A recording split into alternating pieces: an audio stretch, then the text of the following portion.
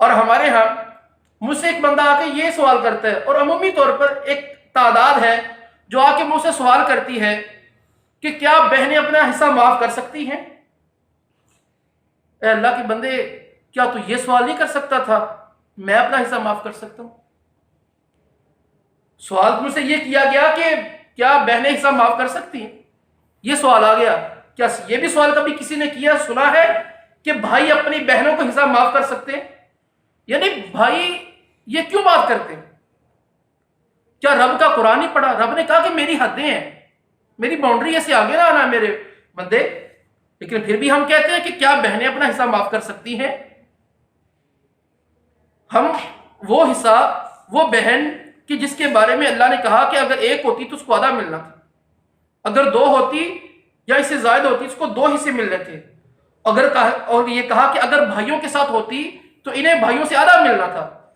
بہن کا حصہ، بیٹی کا حصہ، بیوی کا حصہ، ماں کا حصہ اللہ نے قرآن کے اندر کھول کھول کے بیان کیا۔ تو اللہ تبارک و تعالیٰ جس کا ذکر بار بار کر رہا ہے، ہم اسی کے حصے پر قبضہ کرنے بیٹھے، ہم اسی کے حصے کو لینے کی خواہش رکھتے ہیں۔ تو یہ بالکل بھی ہمارا انداز درست نہیں ہے۔ تو وہ لوگ جو یہ کرتے ہیں وہ اللہ کے حکم سے ڈرے، اور پھر ہمارے ہاں یہ بات کی جاتی ہے کہ بہنیں حصہ معاف کر دیں، اور یہ وہ کیوں کرتی ہے؟ کبھی غور کیا؟ وہ اس لیے کرتی ہیں، ہمارے معاشرے کے اندر یہ ایک رواج چل پڑا ہے کہ بہنیں ان کے ساتھ پیٹ نہیں لگا ہوتا۔ شاید ہمارے معاشرے والے سمجھتے ہیں کہ وہ ہوا کھاتی ہیں، وہ کھانا پینا نہیں ہوتا۔ وہ سمجھتی ہیں کہ دنیا کے اندر مجھے ہی مال کی حاجت ہے، انہیں مال کی حاجت نہیں ہے۔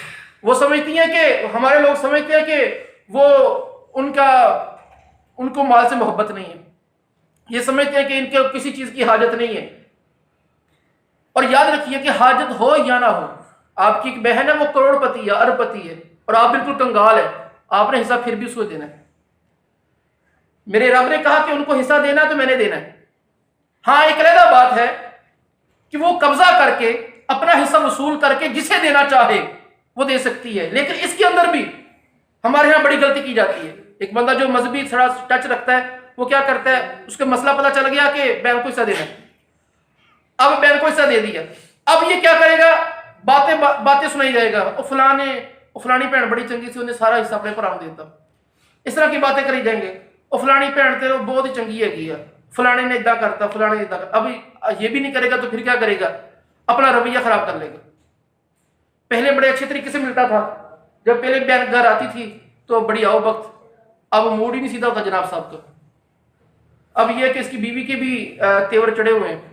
پہلے گھر میں آتی تھی تو بھابھی بڑی اچھی طریقے سے ڈیل کرتی تھی، اب جو بھابھی ہے وہ اسی طریقے سے بات ہی نہیں کر رہی۔ اور پھر کیا ہوتا ہے ہمارے ہاں، پھر جو ہماری مائیں ہوتی ہیں وہ بھی اس موقع پر بڑا غلط کرتی ہیں، وہ بیٹے کا ساتھ دیتی ہیں، بیٹی کو پھر چھوڑ دیتی ہیں، کیونکہ وہ بیٹے کے پاس رہ رہی ہوتی ہیں، اور اس کو بھی بیٹے کا غم کھائی جا رہا ہوتا ہے کہ میں کو رہنا انہیں منو نہیں جین دینا۔ یہ ہماری صورتحال ہوتی ہے۔ یعنی یہ سارا ڈیپینڈ کرتا ہے اس مرد پر کہ وہ اگر حصہ دے رہا ہے تو کس انداز سے دے رہا ہے۔